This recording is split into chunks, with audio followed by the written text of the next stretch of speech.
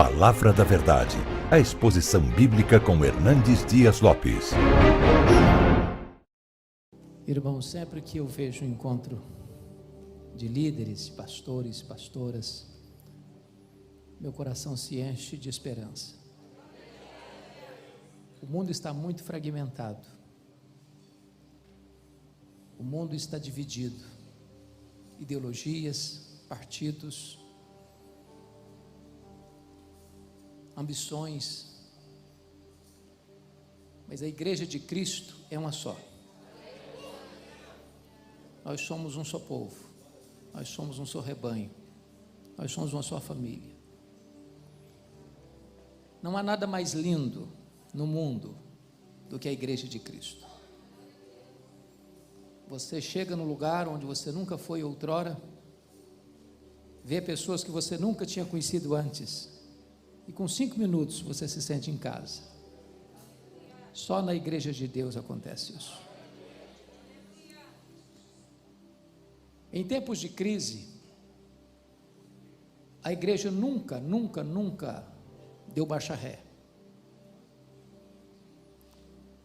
Historicamente, a igreja avançou, cresceu, se fortaleceu.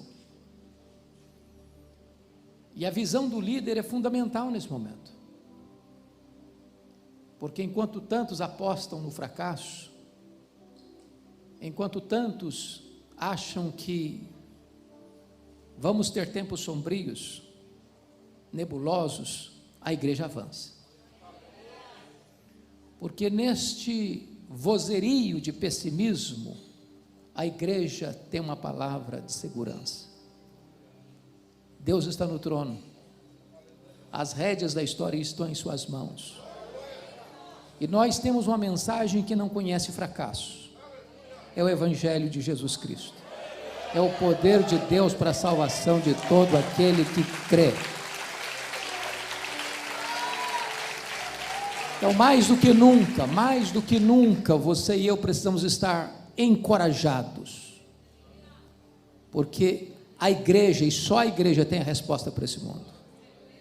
Continue pregando, continue sonhando, continue aguardando coisas grandes de Deus. Empreenda grandes projetos no reino de Deus.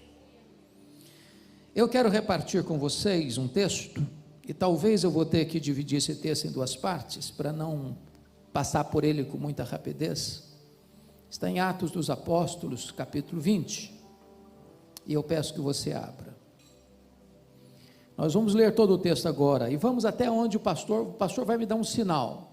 Levantou a mão, comandante manda, o soldado raso obedece. Então, e aí dá uma parada e retoma depois.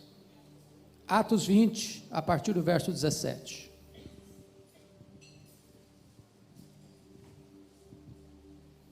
De Mileto mandou a Éfeso chamar os presbíteros da igreja. E quando se encontraram com ele, disse-lhes: vós bem sabeis como foi que me conduzi entre vós em todo o tempo, desde o primeiro dia em que entrei na Ásia, servindo ao Senhor com toda humildade, lágrimas e provações que pelas ciladas dos judeus me sobrevieram, jamais deixando de vos anunciar coisa alguma proveitosa e de vou-la ensinar publicamente e também de casa em casa, testificando tanto a judeus como a gregos o arrependimento para com Deus e a fé em nosso Senhor Jesus Cristo. E agora, constrangido em meu espírito, vou para Jerusalém, não sabendo o que ali me acontecerá, senão que o Espírito Santo, de cidade em cidade, me assegura que me esperam cadeias e tribulações. Porém, em nada considero a vida preciosa para mim mesmo, contanto que complete a minha carreira e o ministério que recebi do Senhor Jesus, para testemunhar o Evangelho da graça de Deus. Agora eu sei que todos vós, em cujo meio passei pregando o reino, não vereis mais o meu rosto. Portanto, eu vos protesto no dia de hoje, que estou limpo do sangue de todos, porque jamais deixei de vos anunciar todo o desígnio de Deus. Atendei por vós e por todo o rebanho sobre o qual o Espírito Santo vos constituiu bispos, para pastoreardes a igreja de Deus, a qual ele comprou com seu próprio sangue. Eu sei que depois da minha partida, entre vós penetrarão lobos vorazes, que não pouparão o rebanho, e que dentre vós mesmos se levantarão homens falando coisas pervertidas para arrastar os discípulos atrás deles. Portanto, vigiai, lembrando-vos de que por 3 anos, noite e dia, não cessei de admoestar com lágrimas a cada um. Agora, pois, encomendo-vos ao Senhor e à palavra da sua graça, que tem poder para vos edificar e dar herança entre todos os que são santificados. De ninguém cobicei prata, nem ouro, nem vestes. Vós mesmos sabeis que estas mãos serviram para o que me era necessário, a mim, que aos que estavam comigo. Tenho-vos mostrado em tudo que, trabalhando assim, é mister socorrer os necessitados e recordar as palavras do próprio Senhor Jesus: mais bem-aventurado é dar que receber. Tendo dito isto, ou tendo dito estas coisas, ajoelhando-se, orou com todos eles. Então, houve grande pranto entre todos, e abraçando afetuosamente a Paulo, beijavam, entristecidos, especialmente pela palavra que ele dissera, que não mais veriam o seu rosto. E acompanharam-no até o navio. Amém. Bom, deixe-me colocar isto dentro do seu contexto. Paulo passara 3 anos em Éfeso, na sua 3ª viagem missionária. Éfeso era a capital de uma província, a Ásia Menor. Na época, uma cidade metropolitana com mais de 300 mil habitantes, uma das maiores do mundo da época. Éfeso hospedava o templo da deusa Diana, 4 vezes maior do que o Partenon de Atenas, uma das 7 maravilhas do mundo antigo. A cidade de Éfeso era uma cidade fortemente ligada ao comércio, porque a rota do mundo passava por ali. Éfeso era uma cidade idólatra, porque o templo da deusa Diana, além de ser uma beleza raríssima, era também o principal produto do comércio dos pessoas que chegavam e saíam de Éfeso, os turistas de Éfeso. Os nichos do templo, miniaturas do templo, era o principal produto de souvenir. Além de ser uma cidade idólatra, era uma cidade fortemente marcada pelo ocultismo. Agora pensem comigo que Paulo chega ali em 3 anos. Sobrenaturalmente ele impacta a cidade, a ponto da idolatria recuar, dos feiticeiros convertidos queimaram os seus livros em praça pública, avaliados em mais de 50 mil denários, a palavra de Deus prevalecer na cidade, e em 3 anos ele plantar igrejas em toda a província: Esmirna, Pérgamo, Tiatira, Sardes, Filadélfia, Laodiceia, Colossos e Herápolis. Eu fico pensando hoje, com toda a tecnologia que temos, televisão, rádio, bíblias impressas, folhetos, internet, Facebook, Instagram, Zap, tudo mais. Um pastor chega numa cidade de 300 mil habitantes, em 3 anos, via de regra, nem conhecido ele é na cidade ainda. Não tem outra explicação para o êxito de Paulo em Éfeso, a não ser a obra soberana e sobrenatural do Espírito Santo na sua vida e através da sua vida. Mas não foi fácil não. Ele chega a comentar, ao escrever à igreja de Corinto, enquanto estava em Éfeso, que ele enfrentou em Éfeso lutas, aliás, feras.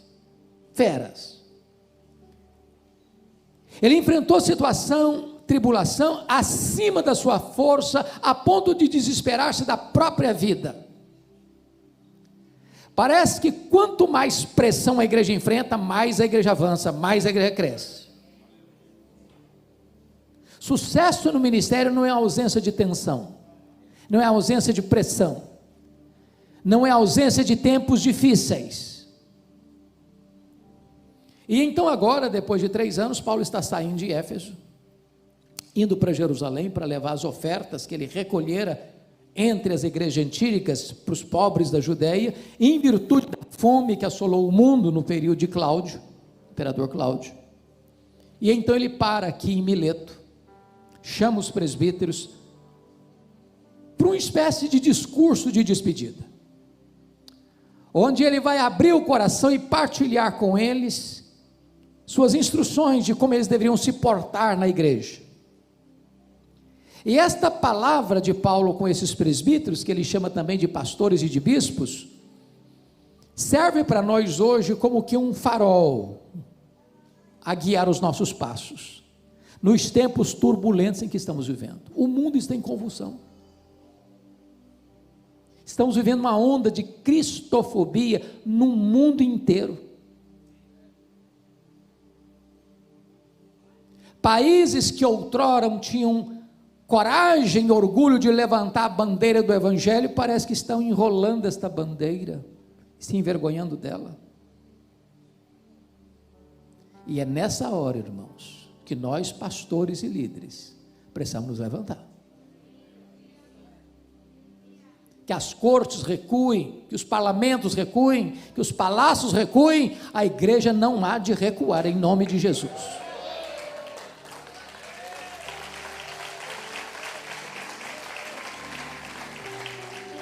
E neste encontro com os líderes da igreja, Paulo vai mostrar alguns compromissos que você e eu precisamos ter.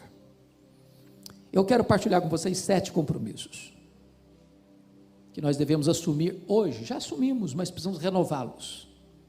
Primeiro compromisso do líder, confira comigo aí, versículo 19, é o nosso compromisso com Deus. Olha o verso 19: servindo ao Senhor com toda humildade, lágrimas e provações que pelas ciladas dos judeus me sobrevieram. A pergunta elementar, básica, mais essencial e não óbvia é: a quem estamos servindo? Porque é possível que a gente entre para o ministério, realize o ministério com motivações equivocadas. Servimos a nós mesmos? Servimos a denominação? Servimos a igreja? Servimos a grupos da igreja? A famílias da igreja? A quem estamos servindo? Porque quem serve a Deus não depende de aplausos e nem se desencoraja com críticas. Quem serve a Deus não está atrás de holofotes. Quem serve a Deus não levanta monumentos a si mesmo. Quem serve a Deus não tem medo de perseguição. A quem estamos servindo? Porque se isso não estiver claro no nosso coração, irmãos, nós podemos até fazer uma grande obra, mas a motivação não é boa, não está certa. E vocês sabem disso, Deus está mais interessado em motivação do que em ação. O fato, entretanto, de nós estarmos a serviço de Deus, não significa que vamos ter vida fácil. Ele diz, pelo fato de estar servindo a Deus, ele tem que fazer isso com humildade, ele tem que fazer isso com lágrimas, ele enfrenta provações, ele enfrenta até ciladas. Há determinados problemas que você só enfrenta pelo fato de estar servindo a Deus, pelo fato de você não negociar princípios e valores. O mundo nunca vai nos aplaudir pelo fato de estarmos servindo a Deus, porque o mundo sempre odiou Jesus, e ele vai odiar Jesus em nós. É uma tolice da igreja pensar que se eu imitar o mundo, eu vou ganhar o mundo. Não, o mundo está farto dele mesmo. Você só pode impactar o mundo quando você é diferente dele. A quem estamos servindo? Que o nosso coração, como cantamos agora, tem tudo a ver com Ele, que o nosso coração seja totalmente dEle, porque dEle, por meio dEle, para Ele são todas as coisas.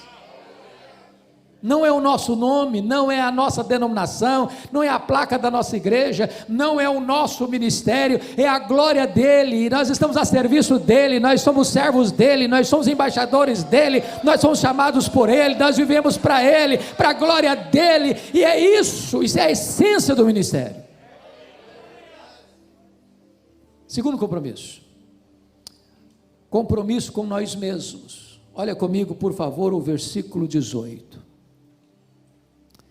E quando se encontraram com ele, disse-lhes: vós bem sabeis como foi que me conduzi entre vós em todo o tempo, desde o primeiro dia em que entrei na Ásia.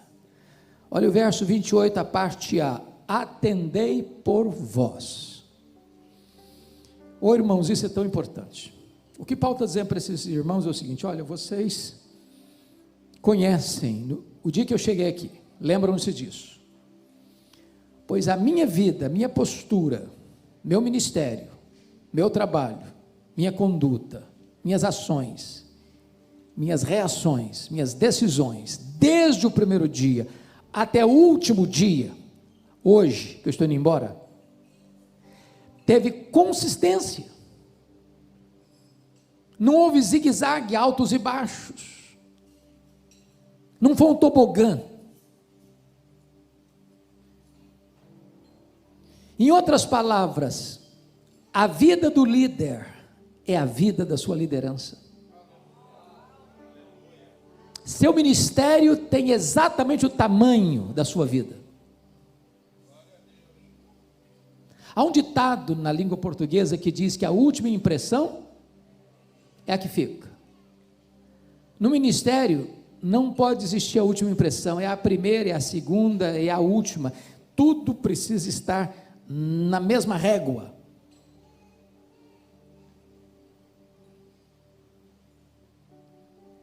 É claro que você e eu somos sujeitos a falhas, a erros, a pecados.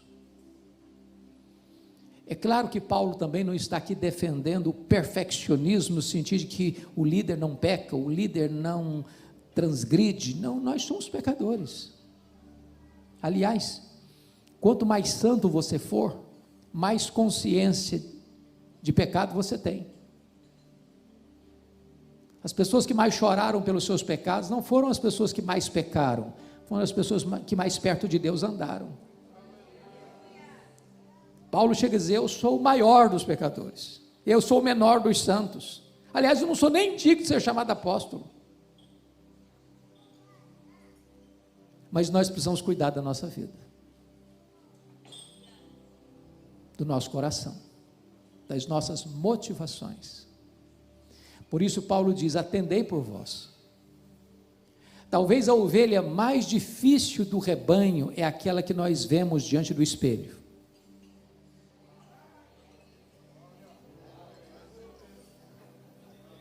Se nós não pastorearmos a nós mesmos, nós estaremos desqualificados para pastorear todo o rebanho de Deus. Por quê? Porque os pecados, se a vida do líder é a vida da sua liderança, os pecados do líder são os mestres do pecado. Isso porque os pecados do líder são mais graves, são mais hipócritas e são mais danosos do que os pecados dos outros. Mais graves porque o líder peca contra o maior conhecimento. Mais hipócritas porque o líder denuncia o pecado em público e às vezes o pratica em secreto. E mais danosos porque quando um líder cai, mais pessoas são atingidas. Então Paulo diz: atendei por vós. Vigie a sua própria vida, pastoreie o seu próprio coração. E vocês que são pastores, pastoras, pregadores, pregadoras, sabem disso. É mais fácil você pregar para uma multidão do que você pregar para você mesmo. Você confrontar a você mesmo, você enfrentar a você mesmo. Mas Paulo diz: atendei por vós. E ele dá o exemplo: vocês sabem como eu me comportei entre vocês, desde o primeiro dia em que entrei na Ásia, até o dia que eu estou me despedindo de vocês. Que Deus os dê graça, irmãos, para manter o fogo aceso no nosso coração, para manter o óleo fresco na nossa cabeça, e para manter as vestes alvas. Terceiro princípio: o compromisso do líder com a palavra de Deus.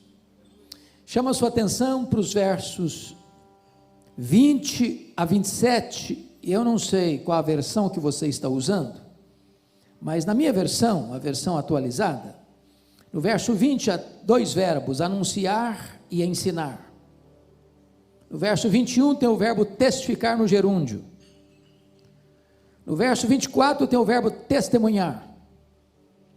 No verso 25 tem o verbo pregar no gerúndio. E no verso 27 tem o verbo anunciar. Obviamente, todos esses verbos estão relacionados com a palavra de Deus.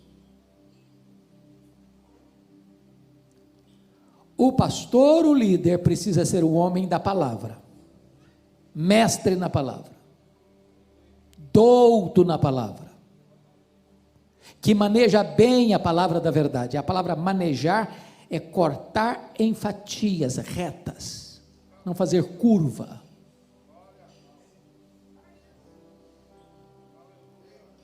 Você precisa comer a palavra, se alimentar da palavra, amar a palavra.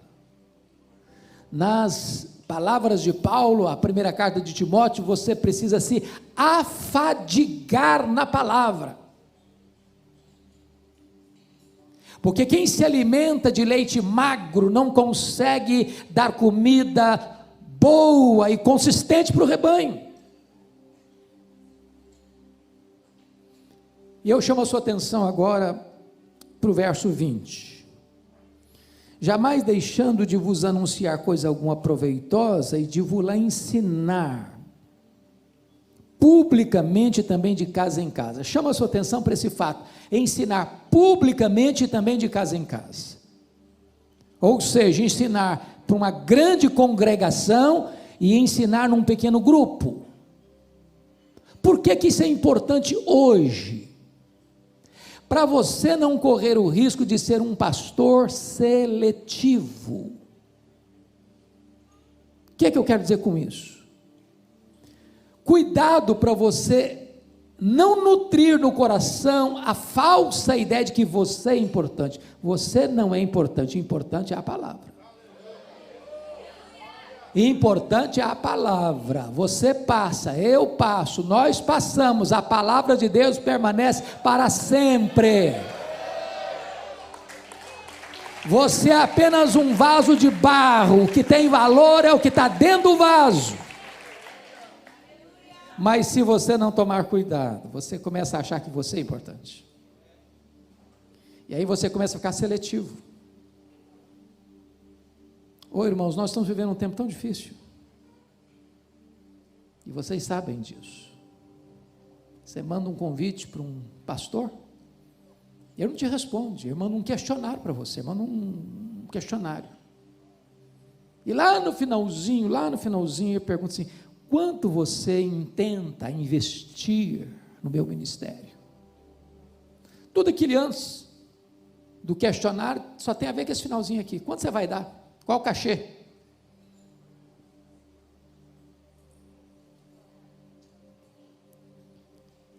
Certa feita, fui convidar um cidadão para pregar, não consegui falar com ele porque ele estava blindado.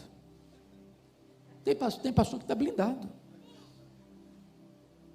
Com muito custo consegui falar com a secretária, e quando eu fiz o convite, ela disse assim: não, o nosso pastor não prega mais em igreja, só prega em grandes encontros. Eu não me contive, disse: então, fala para o seu pastor que ele é mais importante do que Jesus, do que o apóstolo Paulo. Porque pelo que me consta, Paulo ensinava publicamente e também de casa em casa. Pelo que me consta, Jesus pregou os seus melhores sermões para uma pessoa só. Então, cuidado, pastor, para você não achar que você é grande. E ao receber um convite de uma igreja pequena, ou de uma igreja de bairro, ou de uma congregação de chão batido, não, lá eu não vou, eu sou agora um cara muito importante, eu só vou em grandes igrejas, ou em grandes congressos. Para com isso. Para com isso. Eu não estou dizendo que você não possa ser estratégico e responsável com a mordomia do seu tempo, estou dizendo isso não. O que estou lhe dizendo é para você vigiar o seu coração. Eu gosto e faço isso. Atendo algumas agendas propositadamente daquela igreja de baixar a portinha assim, ó. Faço questão.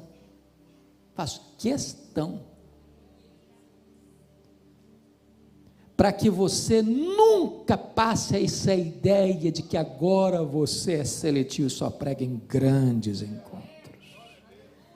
Ensinando publicamente também de casa em casa. Mas outra coisa aqui, você tem uma igreja menor, uma congregação menor, não, eu vou chegar lá, vai ter 5, 10, 15, 20 pessoas, deixa eu fazer um estudozinho assim, meio sapecado mesmo, que tem pouca gente. Prepare-se, como se você fosse pregar numa grande cruzada, num estágio lotado, para pregar para 5, para 10, para 15, para 20 pessoas. Faça com excelência. Faça com excelência. Motivação. Mas há outra coisa que eu destaco. Olha o verso 21 agora comigo. Testificando tanto a judeus como a gregos, o arrependimento para com Deus e a fé em nosso Senhor Jesus Cristo. Note você que no verso 20 ele estava ensinando.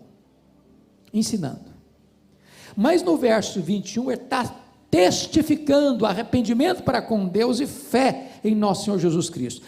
Arrependimento para com Deus e fé em nosso Senhor Jesus Cristo são os dois elementos da conversão. O que você notou aqui? Paulo é um mestre no verso 20 e Paulo é um evangelista no verso 21. Mas qual a importância de frisar isso aqui agora? É porque, irmãos, nós estamos vivendo uma época em que a vasta maioria dos pastores que estão saindo dos seminários diz assim: eu tenho o dom de mestre, mas não de evangelista. O cara não sabe o que é atravessar a rua, entrar na casa de uma pessoa e compartilhar Jesus. Ele é um bom evangelista do púlpito, faz um grande sermão, mas nunca entrou na casa de alguém, ou raramente vai e leva uma pessoa a Cristo. Na década de 80, uma frase ganhou o Brasil no mundo evangélico, alguns talvez se lembrem: ovelha gera ovelha, pastor não gera ovelha. Essa premissa é parcialmente verdadeira. Por ser apenas parcialmente verdadeira, ela é totalmente falsa. Preste bem atenção nisso. Não é verdade que pastor não gera ovelha. Não é verdade. Pastor é um evangelista, sim. Pastor é um ganhador de alma, sim. Pastor não só ensina, pastor também testifica arrependimento para com Deus e fé em nosso Senhor Jesus Cristo, sim. Eu não sei a realidade da denominação dos irmãos todos que estão aqui, mas via de regra, as igrejas hoje estão querendo mais performance, e em muitos seminários hoje ninguém mais dá uma aula, vai para um seminário se não tem mestrado, outros exigem doutorado. Lá no passado, quando eu fiz seminário, e não foi tanto tempo assim, um pastor de igreja dava aula, talvez tinha de fato um pouco de limitação no conhecimento, mas botava fogo no coração da gente, fogo no coração da gente. Hoje o que acontece? O professor de um seminário é tempo integral, tem mestrado, doutorado, pós-doutorado, e aí ensina o pastor a ser um cara de gabinete. Ele é mestre, mas não é evangelista. Aí o cara tem doutorado, pós-doutorado, e mais um porque, e a igrejinha está desse tamanho e fica desse tamanho. Sabe por quê, filho? Quem não semeia não colhe. Não adianta. Tem hora que eu tomo alguns sustos na vida. Eu chego para pregar, aí o pastor é uma pessoa de conhecimento bastante limitado. Ele diz: eu estou aqui há 5 anos, já plantei 40 congregações, estamos aqui com 5 mil membros. Dá vontade de ajoelhar nos pés dele. Ele falou: meu irmão, me ensina aí. Ensina aí. Eu não estou com isso dizendo que você não deva ser um estudioso, não. Eu acho que nós estudamos pouco. Pelo menos para sermos obreiros aprovados. Mas eu estou dizendo para você que só você estudar, sem o poder do Espírito Santo, sem fogo no seu coração, sem amor pelas almas perdidas, sem você sair do conforto do ar-condicionado e numa cadeira almofadada, para ir gastar mais as solas dos seus sapatos, do que o assento dos seus bancos, não vai adiantar. Irmãos, o pastor é o exemplo. Se ele não é evangelista, ele não ensina o povo a evangelizar. Se ele não tem amor pelas almas, ele não ensina o povo a ter amor pelas almas. Se ele não tem paixão no coração por ver a igreja crescer, a igreja não vai crescer. A igreja é o espelho do pastor. As nossas ovelhas nos veem mais do que nos escutam. Agora notem mais. Quando chega no verso 27, ele diz assim: porque jamais deixei de vos anunciar todo o desígnio de Deus. Eu amo isso aqui, sabe por quê, irmãos? Porque hoje, às vezes, nós estamos pregando temas da nossa preferência. Nós até pregamos a palavra, mas não pregamos toda a palavra. Nós somos seletivos. E eu não vejo outra forma de você pregar todo o desígnio de Deus, desculpem dizer isso agora, sem você conhecer e talvez experimentar com grande entusiasmo o que significa pregação expositiva. Eu, quando vou pregar numa igreja, via de regra, eu chego à conclusão na leitura do texto. Irmãos, vamos abrir a Bíblia. Eu leio o texto. Aí, terminou de ler a Bíblia, o povo faz assim, ó. Qual a conclusão que você chegou? Esse povo, primeiro, não está acostumado com pregação expositiva. Segundo, esse povo não espera que eu vou trabalhar esse texto. Terceiro, esse povo está dizendo para mim o seguinte: olha, não importa o que o texto diz, eu quero saber o que o senhor tem para falar. Quer dizer uma coisa para você, filho: o pregador só tem um compromisso, é ler a Bíblia, é explicar a Bíblia e aplicar a Bíblia. Deus não tem nenhum compromisso com a palavra do pregador, Deus tem compromisso com a sua palavra. A promessa de que a palavra não volta vazia não é a palavra do pregador, não é a palavra de Deus. Então, fortemente eu encorajo você, meu amado, a estudar a Bíblia, a expor a Bíblia, a pregar a Bíblia, a entender a Bíblia e levar o seu povo a amar a Bíblia. Quando você terminar um sermão, ninguém vai ficar encantado com você, vai ficar admirado com a beleza, a riqueza da palavra de Deus.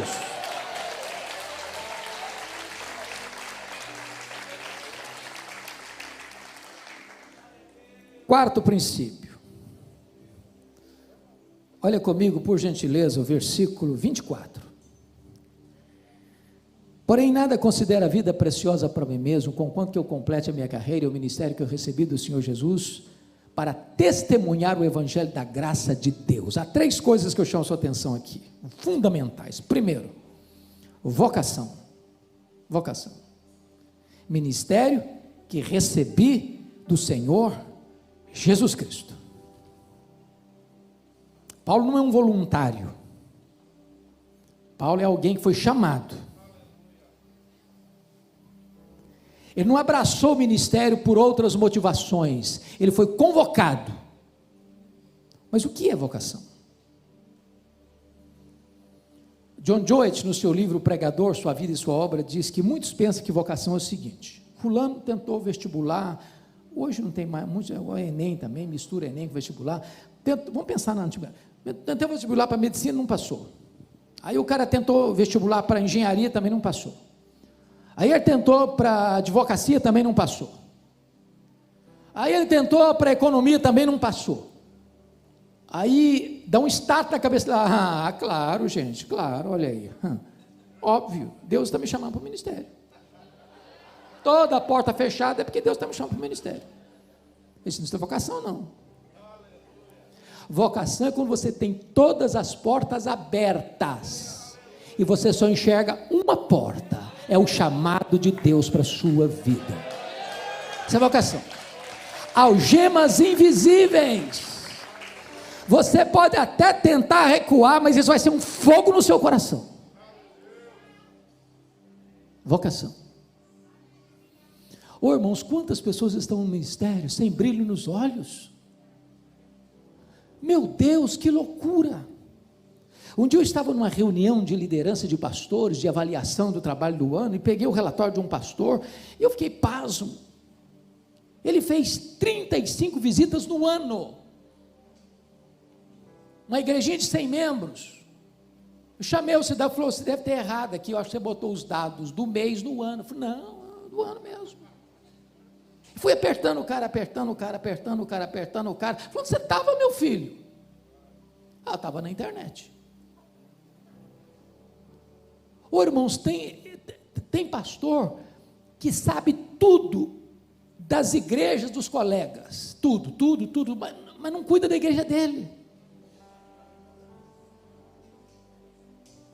Ô varão, se você foi chamado, põe a sua alma nisso, põe o seu coração nisso, põe a sua energia nisso, põe a sua mente nisso. Você tem que pensar na igreja 24 horas por dia. Meu Deus, me dá estratégia, meu Deus, me dá sonhos, meu Deus, o que é que eu tenho que fazer? Meu Deus, põe no meu coração a tua direção. Oh meu Deus, se tu me chamaste, eu quero estar por inteiro, por completo aqui nesta obra. Me perdoe de dizer isso, talvez eu possa até entristecer alguns aqui, mas tem muito pastor que o sonho da vida dele é ser vereador. O sonho da vida dele é ser vereador. Meu amado irmão, eu gostaria de dizer para você o seguinte: aquilo que Spurgeon disse para os seus alunos: meus filhos, se a rainha da Inglaterra convidar vocês para serem embaixadores em qualquer lugar do mundo, não rebaixem de posto, vocês já são embaixadores do Rei dos Reis e do Senhor dos Senhores. Apaixone-se pelo ministério. Deus chamou você para a mais honrosa vocação do mundo: ser portador de boas novas de salvação. Segundo, abnegação. Olha o versículo 24 novo. Em nada considero a vida preciosa para mim mesmo. Por que ele está dizendo isso? Ele está dizendo isso porque enquanto ele estava indo para Jerusalém, levando muitas ofertas, era tanto dinheiro, que até o rei ficou interessado um pouco nessa grana. Tanto dinheiro, que alguém podia dizer: bom, esse povo vai fazer uma festa para Paulo em Jerusalém. E ele está dizendo: o Espírito Santo está me assegurando de cidade em cidade, que o que eu vou enfrentar pela frente são cadeias e tribulações. Eu estou levando dinheiro, oferta, ajuda, socorro para eles, mas em resposta, o que o Espírito Santo está me garantindo aqui é que vou ser preso. Talvez se fosse hoje, bom, eu não vou lá não, eu vou mandar uma comitiva levar o dinheiro, mas vou lá nada, vou para que eu vou para lá? Vocês estão querendo me prender? Mas não vou. É nessa conjuntura que ele diz: mas em nada considero a vida preciosa para mim mesmo. Irmãos, o ministério tem muitas alegrias. Se eu tivesse 10 vidas, eu queria ser pastor em todas elas. Mas não tem ministério sem luta, não. Se você quer viver uma vida mansa e tranquila, então desista do ministério. Tem luta sim. Quem está procurando ministério para ter segurança econômica, status social, prestígio, desista. Ministério é para gente abnegada. Para a gente que diz que não importa o que vai acontecer comigo, eu quero ser pastor. Não importa o que vai acontecer comigo, eu quero continuar pregando. Não importa se problemas vêm, se a tempestade chega, se a perseguição vem, se as pessoas vão lutar contra mim, se vão falar mal de mim. Não importa o que vai acontecer comigo pela frente, eu quero estar comprometido com esta vocação. A terceira coisa nesse versículo aí, e a gente dá o break que o pastor pediu. Pode seguir, pastor? Então vamos seguir. Vamos seguir. Tá. Terceiro ponto. Paixão. Vocação, abnegação, paixão. Em nada considero a vida preciosa para mim mesmo, conquanto que eu complete minha carreira e o ministério que eu recebi do Senhor Jesus para testemunhar o evangelho da graça de Deus. Oh, amados irmãos, que coisa preciosa é você testemunhar o evangelho da graça de Deus. Sabe por quê? Você tem a garantia de que você não vai fracassar. Nenhum empresário tem garantia de que não vai fracassar. Nenhum comerciante tem garantia de que não vai fracassar. Mas você tem garantia de que você vai ter êxito. Porque este evangelho é o poder de Deus para a salvação de todo aquele que crê. Um dos exemplos para mim mais fantásticos é o que Paulo dá na carta aos Filipenses, quando ele está encerrando a carta no capítulo 4, verso 22, ele diz assim: todos os santos vos saúdam, especialmente os da casa de César. O que era a casa de César? Era um antro de corrupção, de traição, de prostituição, de violência, onde tinha harém de homens e de mulheres, onde os soldados eram treinados para matar crianças, velhos, grávidas. Era um lugar onde tinha os banhos públicos com muita promiscuidade. Era um lugar onde tinha altares aos muitos deuses.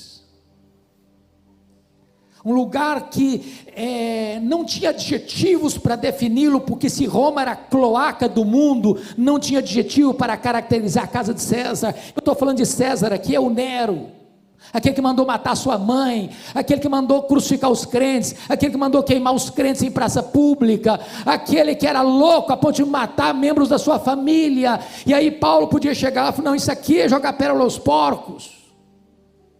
E num lugar tão terrível quanto este, ele prega a palavra mesmo algemado, e conversões, e conversões, e conversões, e conversões, e conversões, e conversões. Se você pregar a palavra de Deus num prostíbulo, vai ter conversão lá. Se você pregar a palavra de Deus numa boca de fumo, vai ter conversão lá. Se você pregar a palavra de Deus num bar cheio de bêbados, vai ter conversão lá, porque a palavra de Deus é poderosa.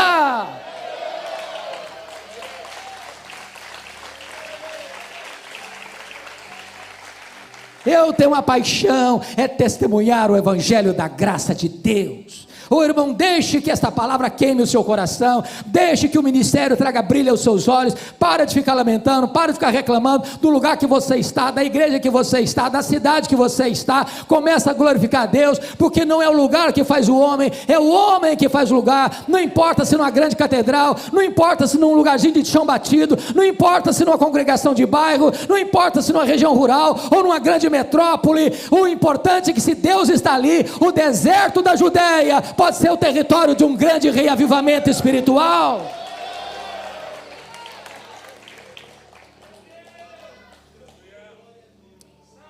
Quinto compromisso. Olha comigo, por favor, o versículo 28 a 30. Atendei por vós e por todo o rebanho sobre o qual o Espírito Santo vos constituiu bispos, para pastoreardes a igreja de Deus, a qual ele comprou com seu próprio sangue. Eu sei que depois da minha partida entre vós penetrarão lobos vorazes, que não pouparão o rebanho, que dentre vós mesmos se levantarão homens falando coisas pervertidas para arrastar os discípulos atrás deles. Então nós já falamos do compromisso com Deus, do compromisso com você mesmo, do compromisso com a palavra, do compromisso com o ministério. vocação, abnegação, paixão. Agora, em quinto lugar, o compromisso com a igreja. Com a igreja. E Paulo diz: atendei por todo o rebanho sobre o qual o Espírito Santo vos constituiu bispos. Deixa eu fazer só uma perguntinha aqui para os colegas. Na igreja que você pastoreia, tem alguma pessoa complicada? Porque se não tiver, a gente pode fazer algumas transferências também, sem nenhum problema. Nenhum problema. Com todo prazer. Por que Paulo está dizendo atendei por todo o rebanho? Porque o pastor pode correr o risco de ter as ovelhas prediletas e fazer 10 visitas para uma ovelha no ano e nenhuma visita para aquela outra ovelha no mesmo ano. Há ovelhas que mordem o pastor, que escoiceiam o pastor, que abalou o pastor. E Paulo diz: atendei por todo o rebanho. Nas palavras de um pastor mais experiente, quando Deus permite isso, isso é lixa grossa, para dar uma limpada na gente, para botar a gente no nosso devido lugar, para você não achar que você está com uma bola cheia demais, vira um balão de vaidade. Atendei por todo o rebanho.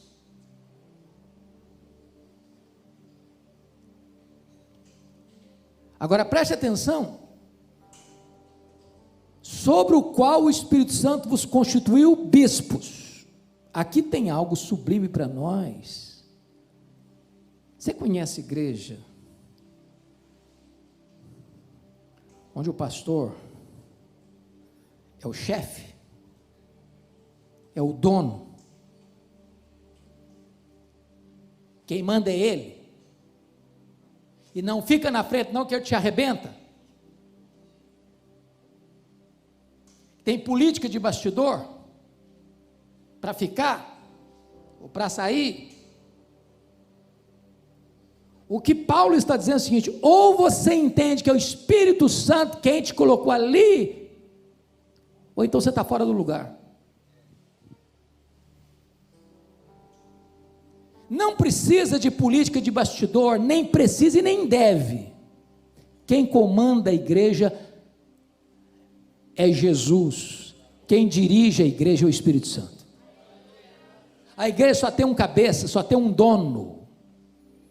E o dono da igreja tem marcas nas suas mãos.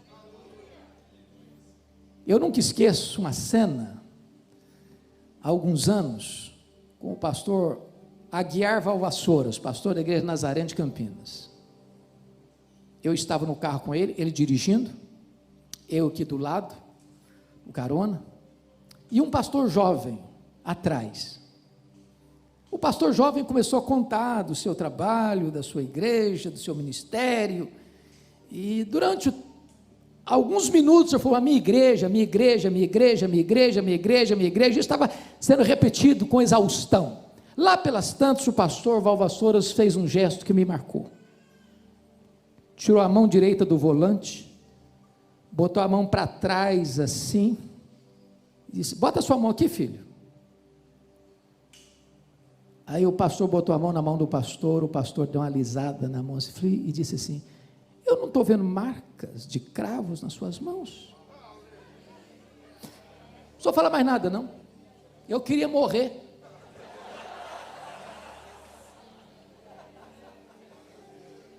O dono da igreja tem marcas de cravos nas mãos.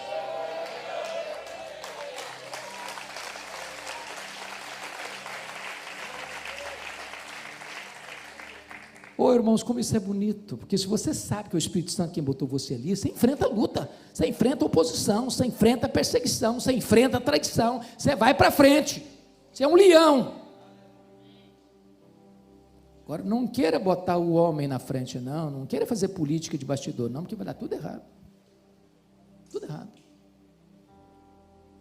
E ele prossegue e diz assim: o Espírito Santo vos constituiu bispos para pastoreardes a igreja de Deus.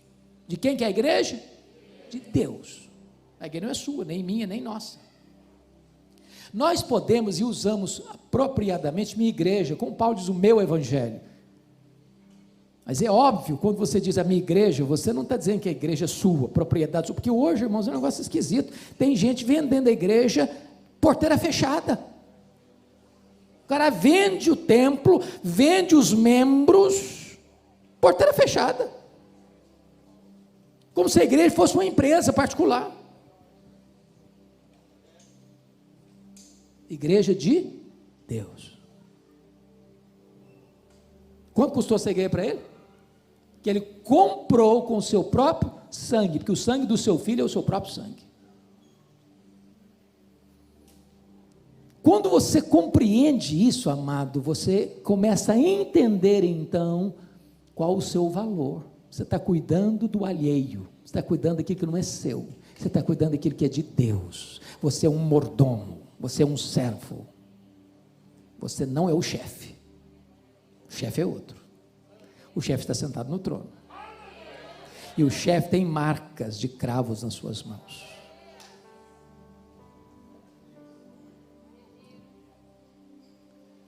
Mas agora Paulo chega no verso 29, ele tem um alerta soleníssimo a fazer. Preste atenção. Você que tem talvez o hábito de grifar como eu, preste atenção. No verso 29 ele diz: eu sei que depois da minha partida, entre vós, grife a expressão entre vós. Depois do verso 30 ele diz: e que dentre vós, grife a expressão dentre vós. Aí eu pergunto para você, no verso 29, eu sei que depois da minha partida, entre vós penetrarão lobos vorazes que não pouparão o rebanho. A pergunta é: os lobos estão dentro ou estão fora aqui? Os lobos estão dentro ou estão fora aqui no verso 29? Dentro. Vocês leram direito? Leiam outra vez. Leiam de novo. Os lobos estão fora, querendo entrar. Querendo entrar. Quem são os lobos? Os falsos mestres, os falsos profetas, aqueles que não trazem o ensino fiel das Sagradas Escrituras. Vocês acham que tem falsos mestres hoje? Tem lobos hoje?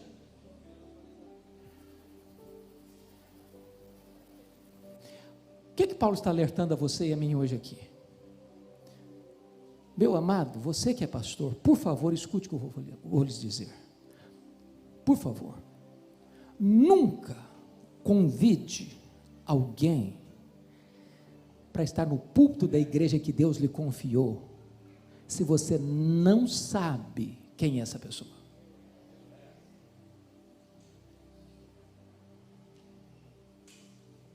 Porque você é o responsável diante de Deus por esse rebanho. Nós vivemos dias complicados, de muitos itinerantes, e talvez você, meu amado pastor, deve passar por isso. O cara está passando, fulano, dia tal, estou passando na sua região, hein? Você não quer que eu pregue aí não? Gente, desculpe se alguém faz isso, desculpe, mas não é uma boa atitude, se oferecer.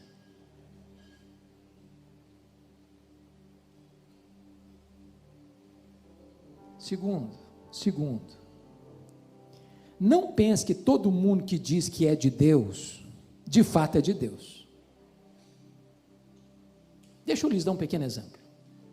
Um dia eu estava em Vitória pregando, culto dominical, entra uma mulher muito bem vestida, bem trajada, com um pequeno séquito, com um pequeno grupo atrás dela. Sentou no terceiro, quarto banco, não me lembro direito, mas não sei como essa mulher mandou um bilhete para mim no púlpito, enquanto eu pregava. Terminei de pregar, abri o bilhete, e ela disse assim no bilhete: o Espírito Santo me mandou aqui hoje, e eu quero que o senhor me dê a palavra, porque tem uma mensagem para esta igreja, da parte de Deus. Bom, Peguei o bilhete, li o bilhete, dobrei o bilhete, botei no bolso, terminei a mensagem, impetrei a bênção. Fui lá para a porta da igreja abraçar os crentes. Essa mulher, cuspindo fogo, chegou e botou o dedo no meu nariz e diz: o senhor impediu que o Espírito Santo falasse à igreja hoje? E eu respondi para ela: o Espírito Santo falou, a senhora que não ouviu. Eu preguei a palavra de Deus aqui hoje. Eu não sei quem é a senhora, não sei de onde a senhora vem, não sei no que a senhora crê, mas pela sua petulância, eu sei que Deus não tinha uma palavra de Deus através da senhora por aqui não. Essa mulher fez um estrago na vida de muitas igrejas em Vitória. Então, irmão, você é o pastor da igreja, cuide desse rebanho, para que os lobos não entrem. Porque pode ter certeza, o lobo, ele sempre vem travestido. Ele não vem dizendo que ele é lobo. Ele não vem mostrando as garras. Ele não vem mostrando as presas. Os falsos mestres, via de regra, são muito amáveis no trato, são muito bonitos na fala. Eles enredam com o discurso. Cuidado do rebanho de Deus, proteja o rebanho de Deus. Deus colocou você ali como um vigilante das ovelhas, porque ovelha, é muito curiosa essa imagem da ovelha. A ovelha é um animal inseguro, míope, teimoso, que não sabe se proteger, não sabe correr, se cai num buraco não sabe se levantar sozinha. Ou você protege a ovelha, ou ela não tem capacidade de enfrentar o lobo. Mas termino agora então esse período com o versículo 29, olha aí comigo. Eu sei que depois da minha partida entre vós penetrarão lobos vorazes que não pouparão o rebanho. A expressão aí agora é dentre vós. Eu pergunto, o lobo está dentro ou está fora aqui? Está dentro, travestido, enrustido, disfarçado, querendo se levantar e se manifestar para fazer o quê? Para arrastar os discípulos atrás de quem? Atrás deles mesmos.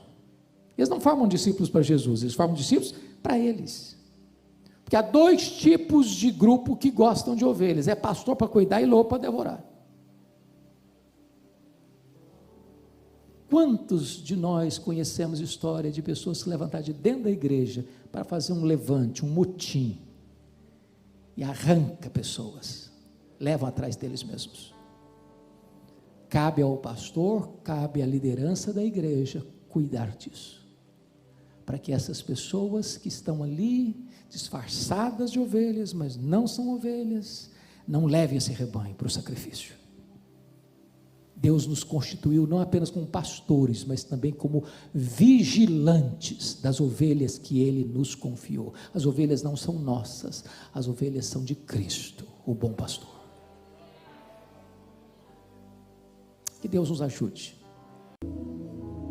5 dos 7 princípios que Paulo transmitiu àqueles presbíteros da igreja de Éfeso: compromisso com Deus, consigo, com a palavra, com o ministério e com a igreja.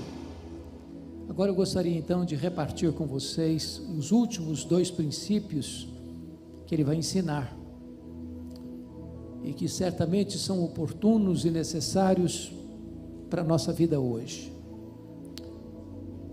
O 6º princípio está aí nos versos 33 a 35. De ninguém cobicei prata, nem ouro, nem vestes. Vós mesmos sabeis que estas mãos serviram para o que me era necessário a mim e aos que estavam comigo. Tenho-vos mostrado em tudo que, trabalhando assim, é mister socorrer os necessitados e recordar as palavras do próprio Senhor Jesus: mais bem-aventurado é dar que receber. O princípio aqui é o compromisso do líder com dinheiro. Com dinheiro.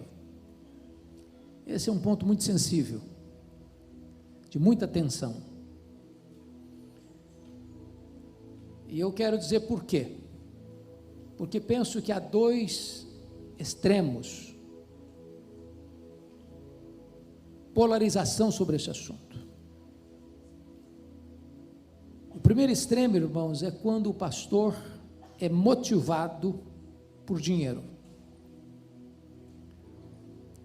Jesus Cristo não chamou César de Senhor. Jesus Cristo não chamou nem mesmo o diabo de Senhor. Mas Jesus chamou o dinheiro de Senhor. Diz que ninguém pode servir a dois senhores. O dinheiro exige tempo integral, dedicação exclusiva. E há muitos pastores que optam por esta ou aquela igreja, pelo critério do dinheiro. Talvez você e eu já tenhamos conhecimento, eu pelo menos tenho, de um pastor que chega numa igreja, com entusiasmo, comunica para o rebanho sua alegria em estar ali, de como Deus o enviou para ali. Daqui a 3 meses, ele recebe um convite de uma igreja maior, que paga o dobro do salário, e ele chega para a igreja e diz: meus irmãos, o Espírito Santo está me mostrando que Deus tem coisas mais amplas para mim. Quando toda motivação para ir da igreja A para a igreja B, foi o salário maior que vai receber. Eu não tenho nenhum problema com um pastor que sai da igreja A para a igreja B,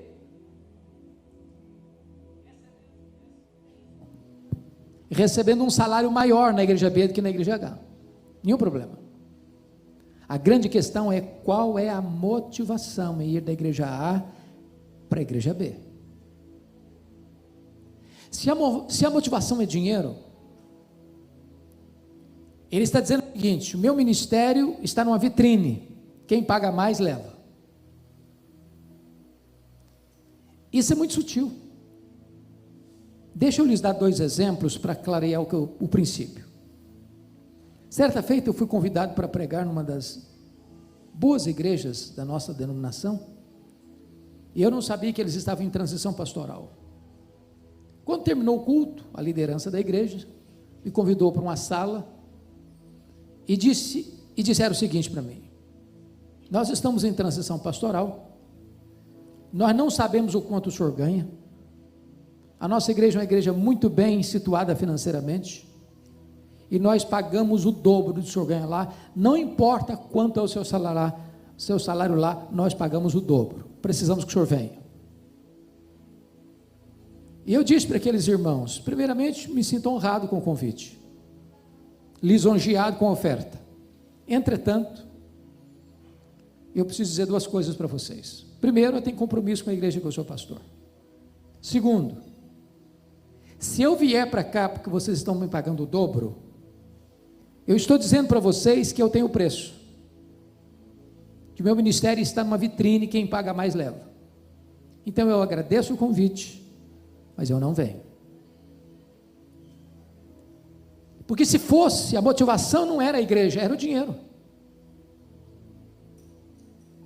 Que discurso eu faria para a igreja que eu era pastor? Meus irmãos, eu estou saindo porque lá vão me pagar mais. Segundo exemplo, quando eu estava fazendo meu doutorado nos Estados Unidos, fui convidado para pregar numa das grandes igrejas, e a oferta que me fizeram era 4 vezes o que eu ganhava, 4 vezes. Alguém me disse: você é louco não aceitar um convite desse? Fica aqui 5 anos, resolve a sua vida financeira, depois você volta. A grande questão é: quanto vale o seu ministério? Qual a sua motivação? Ele disse: muito obrigado, mas eu não venho. Eu tenho compromisso com o rebanho, sobre o qual o Espírito Santo me constituiu bispo. Então, muito obrigado, eu não venho. Vigie o seu coração, meu irmão, para que o dinheiro não seja o vetor que vai governar suas decisões. Nós estamos vivendo, irmãos, um tempo difícil, onde pastores e cantores evangélicos são tratados, às vezes, como astros de cinema. Pastores que exigem cachê para pregar. Cantores que só pregam se o cachê for muito bom. E quando nós contribuímos para essa cultura, nós nos tornamos coparticipantes desse pecado. Eu não tenho nenhum problema de convidar um pregador, e eu sempre fiz isso, e honrar a pessoa que eu convido, com oferta. Agora, também tem outro princípio. Se ao convidar um pastor, diz, eu vou, mas o meu preço é tanto, ainda que a oferta que eu fosse dar, no meu coração estava definida maior do que ele pediu, eu desconvido. Muito obrigado. Você vem não. Porque ministério não é negócio. Pastorado, irmãos, não é troca, não é barganha. Se você atender um convite por causa da oferta que lhe foi feita, você questione a sua motivação. Questione a sua motivação. Volto a lhe dizer, você deveria aceitar um convite para pregar numa congregação que não possa lhe pagar nem a gasolina para você ir. Quantas vezes já fiz isso? E aprendi uma coisa, pastor, que eu fazia errado. Um pastor um dia me ensinou isso. Se você for pregar na igreja mais humilde, lhe der uma oferta de R$20, receba, nunca rejeite uma oferta, isso é orgulho. Ainda que, ao receber, você resolva fazer outra coisa. Agora eu recebi, eu gostaria, pastor, que o senhor pegasse essa oferta, comprasse um presente para sua esposa. Mas você recebeu. Não há ninguém tão pobre que não possa dar, não há ninguém tão rico que não possa receber.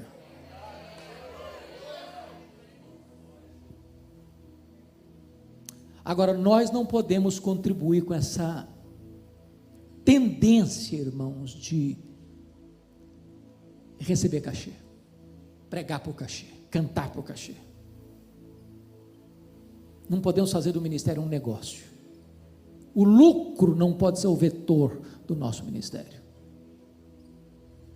Mas lhes disse que há outro polo, outro extremo. Primeiro é o pastor ser governado por dinheiro. O segundo extremo é quando a igreja não honra o pastor e lhe paga um salário de fome. Tem muita igreja, irmão, que o pastor, presidente, recebe um mega salário. Quem rala mais lá na ponta, paga para ser pastor. Biblicamente isso não está certo. O obreiro é digno do seu salário. Agora vamos ver o que Paulo diz aqui. Ele diz o seguinte: de ninguém cobicei prata, nem ouro, nem vestes. Vós mesmos sabeis que estas mãos serviram para o que me era necessário, a mim e os que estavam comigo. Tenho-vos mostrado em tudo que, trabalhando assim, é mister socorrer os necessitados, e recordar as palavras do próprio Senhor Jesus, mais bem-aventurado é dar que receber. Alguns dizem, está vendo, isso aqui sim, isso aqui é exemplo. Paulo trabalhou, foi pastor, e não recebeu salário, e ainda ajudou as pessoas ainda. Esse aí sim, calma. Paulo não está tratando de salário pastoral aqui. Se você quer saber o que ele pensa sobre salário pastoral, você tem que ler 1 Coríntios capítulo 9, lá ele trata do assunto, e ao tratar do assunto lá, ele aplica o mesmo princípio do Antigo Testamento para o Novo Testamento, e diz que o pastor merece primícias, um salário de honra. Agora, o que ele está dando de exemplo é o seguinte: quando a igreja era munheca, mão de vaca, pão dura, e não pagava o salário para ele não deixava de ser pastor não, ele ia fazer tenda, ele ia trabalhar para ser pastor, porque ele não é pastor por causa de dinheiro, ele é pastor por causa de um chamado que ele recebeu de Deus.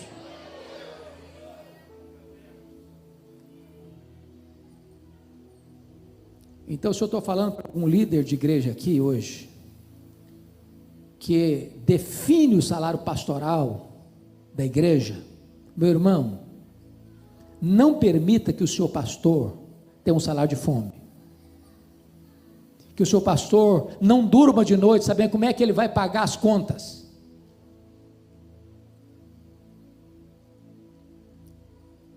Deixa eu lhes dar um exemplo bíblico.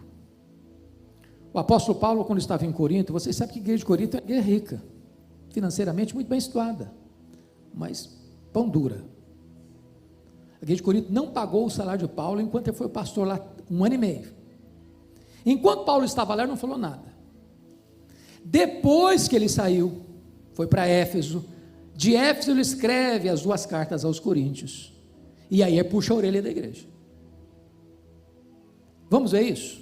Abra sua Bíblia aí comigo em 2 Coríntios. 2 Coríntios.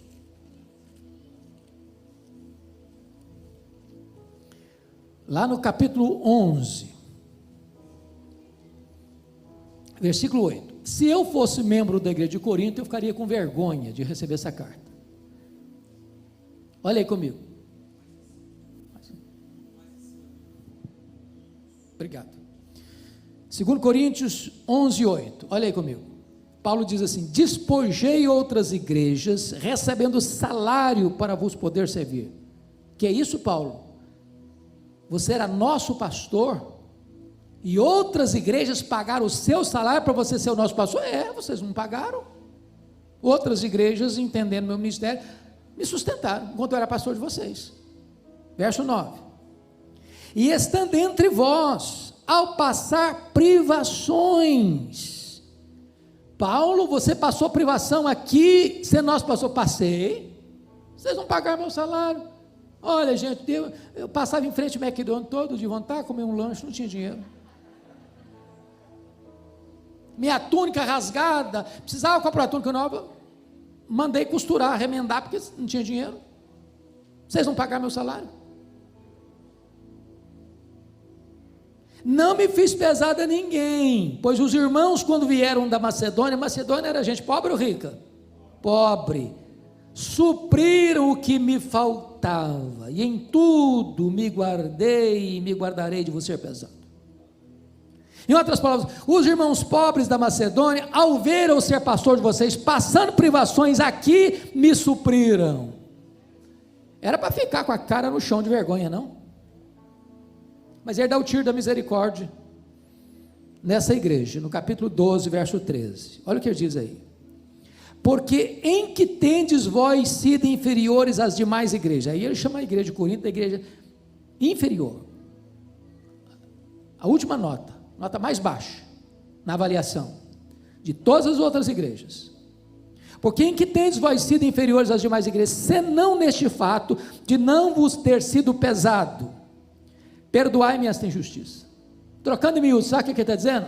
Igreja de Corinto, de todas as igrejas, vocês foram a última escala, última nota. Nesse quesito, vocês não pagaram o meu salário, me perdoe a injustiça, devia ter cobrado. Trocando em miúdos, 2 coisas aqui que nós não podemos cometer. Primeiro, ser pastor movido por amor ao dinheiro. Segundo, a igreja que tendo condições de pagar um salário digno para o seu pastor, fecha a mão para o seu pastor e deixa o seu pastor passar privações e necessidades. Honre o seu pastor, cuide do seu pastor. Mas se você chegar numa situação onde falta provisão, vá trabalhar e continue sendo pastor. Agora Paulo está nos ensinando outra lição aqui. Versículo 35. Volta lá para Atos, por favor. E isso é tão importante, irmão, mas tão importante. Ele diz o seguinte: tenho-vos mostrado em tudo, que trabalhando assim é mister socorrer os necessitados e recordar as palavras do próprio Senhor Jesus, mais bem-aventurado é dar que receber. O pastor precisa ser um exemplo de generosidade. Igreja generosa aprende com um pastor generoso. Na hora de entregar o dízimo, o pastor é o primeiro aí no gasofilácio. Vamos fazer uma oferta aqui para ajudar os pobres, o pastor é o primeiro a chegar no gasofilácio. Não adianta só pregar, tem que dar exemplo.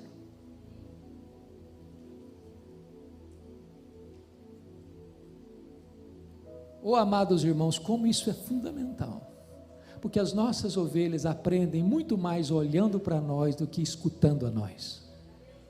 Generosidade é a alegria de dar. Não estou falando de barganha não, porque tem muita gente hoje que dá com motivação errada. Se você der 900, vai receber 10 mil. Bom, se a minha motivação é de receber 10 mil porque eu dou 1.000, minha motivação é dinheiro. Eu dou para a glória de Deus, eu dou para socorrer o necessitado. Eu sei que Deus é o Deus que retribui. Deus não fica em dívida com ninguém. Quem ajuda o pobre, diz Provérbios, empresta a Deus. A alma generosa prosperará. Aquele que retém mais do que é lícito, vaza pelos dedos, é pura perda. Se você é generoso, Deus certamente vai multiplicar a sua sementeira, mas cuidado com a motivação. Deus está mais interessado em motivação do que em ação. Então, o líder precisa saber muito bem como é que ele cuida de dinheiro. Quer ver uma coisa muito simples? Desculpe dizer isso. Pastor, não cuide de finanças da igreja, sobretudo se você estiver sozinho. Mas eu sou honesto. Claro que você é honesto, mas a Bíblia diz que você tem que fugir da aparência do mal. Quando Paulo levantou aquela grande oferta entre as igrejas gentis para mandar para Jerusalém, perceba isso, ele não levou a grana não, ele nomeou uma comissão para levar. Isso é transparência, isso é cuidado, isso é prevenção. Então, pastor, cuidado com dinheiro, não faça obra por amor ao dinheiro. E igreja, cuide do seu pastor, dando a ele um salário digno. Mas o último princípio, 7º princípio, veja comigo, por gentileza, versos 36 a 38. Tendo dito estas coisas, ajoelhando-se, orou com todos eles. Então o grande pranto entre todos, e abraçando afetuosamente a Paulo, o beijavam, entristecidos especialmente pela palavra que ele dissera, que não mais veria o seu rosto, e acompanharam-no até o navio. É a relação do pastor com a afetividade.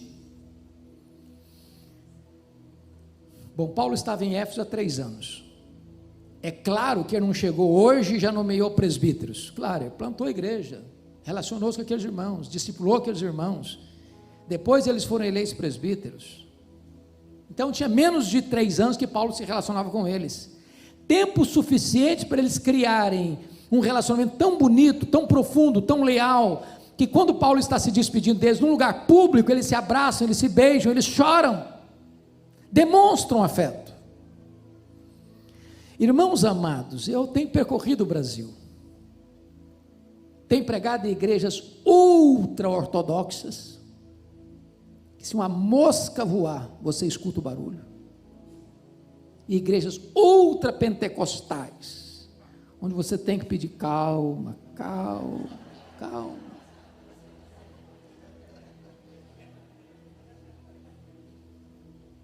Sabe onde os pastores enfrentam mais tensão na igreja? Não é com as ovelhas, é com a liderança. Pastores com úlcera, pastores com insônia, pastores com depressão, pastores doentes emocionalmente, líderes que na igreja uma bênção, cantam, quando ficam ao redor de uma mesa, viram um monstro, quer subjugar o pastor, quer botar o pastor debaixo da sola do seu sapato. Pastor chega na igreja, primeiro dia a saudação é assim: você está de passagem, nós somos daqui, então abra os olhos, quem manda aqui somos nós.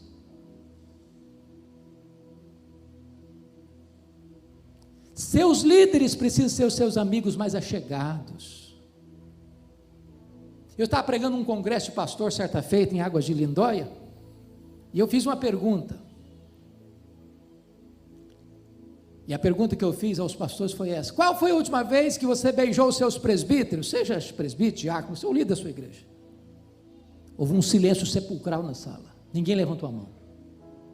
Tomei um susto, até que um mais corajoso levantou no fundo da sala e respondeu assim: beijar não beijei não, mas vontade de morder eu tive algumas vezes.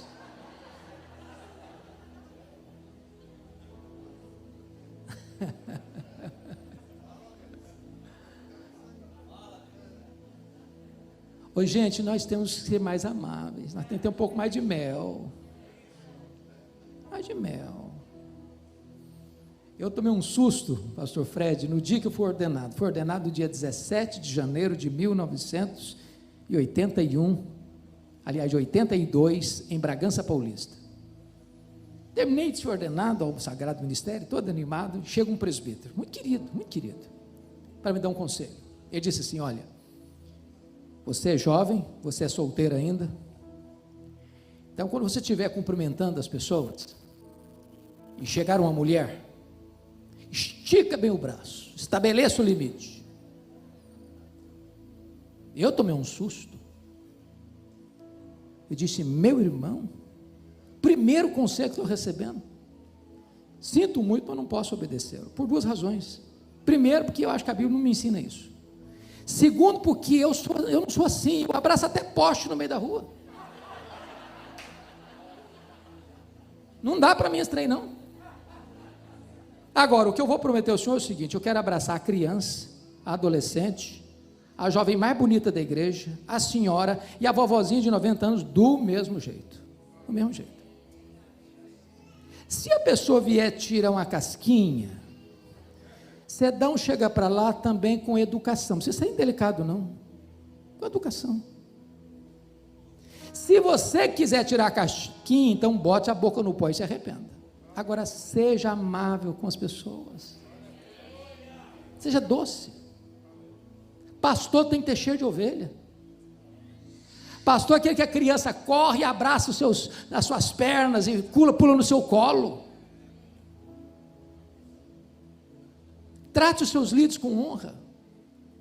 Pare de querer ser, esse aqui é meu protegido, é meu amigo, o outro lá, e começa a fazer política de bastidor. Para com isso. Ama seu povo, ama essas ovelhas. Uma coisa é amar a pregação, outra coisa é amar as pessoas para quem você prega. Eu escutei de uma estrela por aí afora: eu gosto da multidão, mas de gente não. Esse negócio de gente me encostar, me cumprimentar, me abraçar, não dá para mim. Aí sabe o que está acontecendo hoje?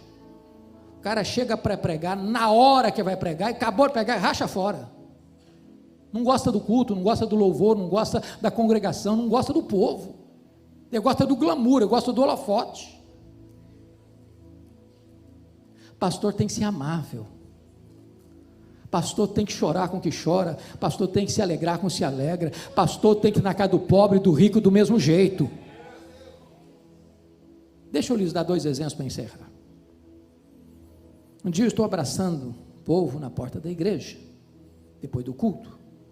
Aproxima-se uma irmã e diz assim: pastor, o senhor sabe por que eu valorizo tanto o seu abraço aqui na igreja? Eu falei: não sei não, filha, por quê?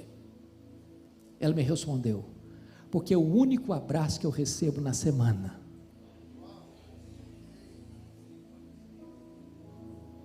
Tem hora que as pessoas precisam na igreja, não é de escutar um sermão, não é de receber um abraço, saber que ela é gente, que ela é amada, que ela é importante, que ela tem valor. Cuidado para você não ir jantar só na casa dos ricos. Vai jantar na casa daquele irmãozinho que bota salame na mesa, e aquele salame tem muito mais valor do que uma picanha maturada.